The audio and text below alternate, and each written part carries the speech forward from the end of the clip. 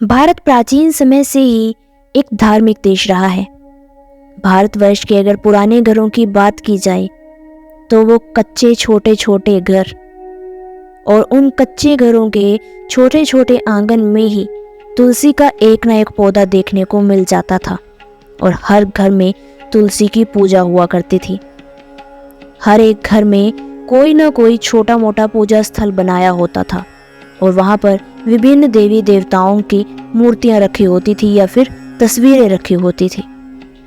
लेकिन वर्तमान समय में अब भारतवर्ष इतना अपडेट हो चुका है कि कच्चे मकानों की जगह पक्के मकानों ने ले ली है और पक्के मकानों की जगह अब बड़ी बड़ी कोठियों ने ले ली है। अब आलीशान मकान भारत में भी देखने को आसानी से मिल जाते हैं, लेकिन उन आलीशान मकानों में जितने बड़ा आप मकान होगा, जितना बड़ा मकान तो उतना ही छोटा उसमें पूजा स्थल आपको देखने को मिलेगा।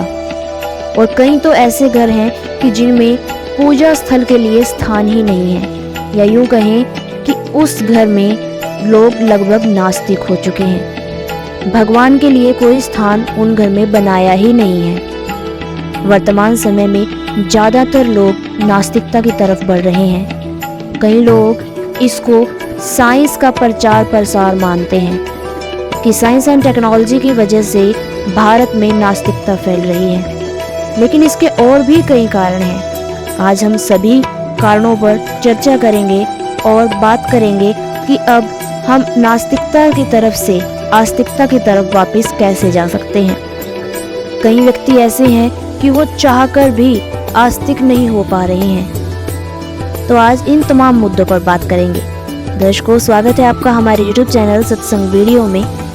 आज हम पहले बात कर लेते हैं कि भारत में अब क्या क्या अपडेट आ चुके हैं। पहला अपडेट तो आपने सुन लिया कि भगवान के लिए अब घरों में स्थान नहीं है। कोई भी व्यक्ति जब कोई नया मकान बनाता है तो या अगर वो कोई मंदिर बनवाते हैं, पूजा स्थल बनवाते हैं तो बहुत छोटा बनवाते हैं, और कुछ ऐसे हैं कि बनवाते ही नहीं हैं। दूसरा बदलाव कि भारतवर्ष में अब मंदिर तो बहुत हैं, पुजारी भी बहुत हैं, उनमें जाने वाले लोग भी हैं, लेकिन लोगों को मंदिर जाने से लाभ नहीं हो रहे। पहले लोग व्रत उपवास करते थे तो उन्हें मन इच्छा फल मिल जाता था, लेकिन वर्तमान समय में व्रत कर रहे हैं फिर भी मन इच्छा फल नहीं मिलता। तीर्थों पर जा रहे हैं फिर भी मन इच्छा फल नहीं मिलता। जब तप साधनाएं कर रहे हैं, मंत्रों के जाप कर रहे हैं, फिर भी उन्हें मन इच्छा फल नहीं मिल पा रहे। और कई लोग कहते हैं कि हम हठ योग करते हैं, हठ योग से भी उन्हें कुछ नहीं प्राप्त हो पा रहा। कुछ लोग पीर को पूजते हैं, उनको भी लाभ नहीं हो रहे। कुछ लोग कहते हैं कि हम गीता का पाठ करते हैं, वेदों को पढ़ते हैं, लेकिन फिर भी हमें लाभ नहीं हो रहे। यानी कि अगर बात की जाए जो भी पुरानी क्रियाएं थी जिनसे हमारे पूर्वज कहते थे कि इनसे सुख शांति मिलेगी, इनसे पाप से हमें मुक्ति मिल जाएगी, इससे हमें पुण्य मिलेगा, इससे हमारी इच्छा पूरी होगी, लगभग अब वो सभी क्रियाएं करने से भी साधक को लाभ प्राप्त नहीं हो रही। तो दर्शकों, अब बारी आती है कि इसके पीछे का कारण क्या है। दर्शकों, एक तत्वदर्शी संत जो कि पूरे भारतवर्ष में ही नहीं विश्व में भी अपनी विचारधारा के लिए छाए हुए हैं, उन्होंने इन सभी के पीछे का कारण खोलकर बता दिया है। दर्शकों, जो भी समस्याएं वर्तमान समय में साधकों के आगे अड़ रही हैं, या फिर जो भी भगवान में आस्था रखने वाले व्यक्ति हैं, उनके आगे जो भी समस्याएं आ रही हैं, चाहे वो आर्थिक हो, सामाजिक हो, पारिवारिक हो या मानसिक हो, जो भी समस्याएं हैं वो संत जी हर एक समस्या को भी बताते हैं, उसका कारण भी बताते हैं और उसका समाधान भी बताते हैं। दर्शकों, वो संत हैं जगत गुरु तत्वदर्शी संत रामपाल जी महाराज। जगत गुरु तत्वदर्शी संत रामपाल जी महाराज जी का कहना है कि पुराने समय में हम जो भी क्रियाएं करते थे उनसे हमें लाभ हो जाता था। साधक मानता था कि हम जो जप तप कर रहे हैं उससे हमें लाभ हो रहा है, लेकिन वास्तव में वो क्रियाएं करने से साधकों को लाभ नहीं होता था।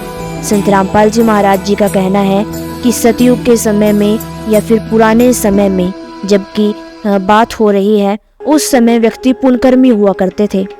उस समय हम लोग इतने पाप भी नहीं करते थे जैसे कि वर्तमान समय में हर घर में मांस बनने लगा है, जगह जगह पर जीवों की हत्याएं होती हैं। इस तरह के पाप दुनिया नहीं करती थी।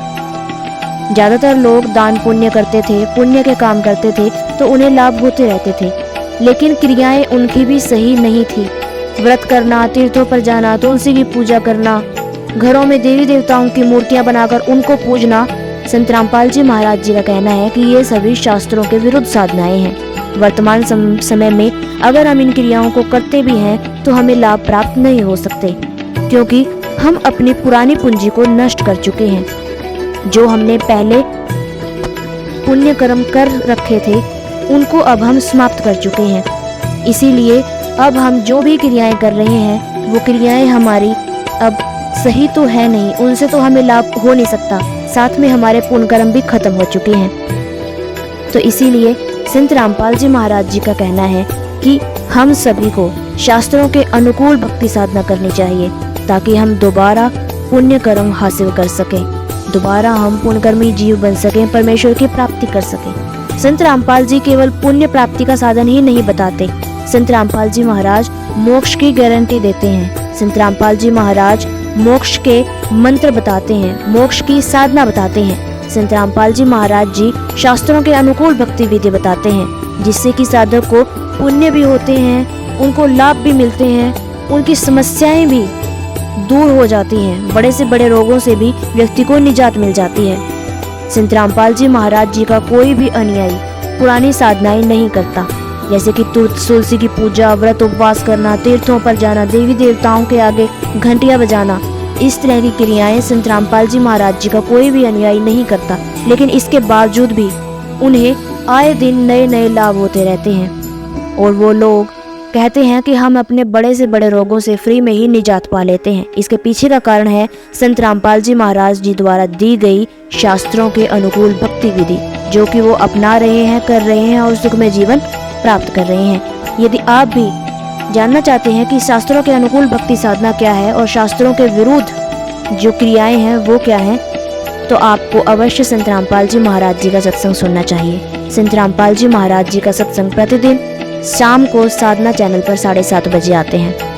यदि आप अभी संत रामपाल जी महाराज जी का सत्संग सुनना चाहते हैं तो आप एक YouTube चैनल पर विजिट करें और संत रामपाल जी महाराज जी का सत्संग फ्री में सुने। संत रामपाल जी महाराज जी का ऑफिशियल YouTube चैनल अभी आपको स्क्रीन पर दिखाई दे रहा है और उसका लिंक हमने डिस्क्रिप्शन में भी डाल दिया है। चाहे तो आप डिस्क्रिप्शन लिंक से पहुंच सकते हैं या फिर आप सर्च करके भी संत रामपाल जी महाराज जी के ऑफिशियल YouTube चैनल से मेरे सत्संग प्रवचन सुन सकते हैं। धन्यवाद।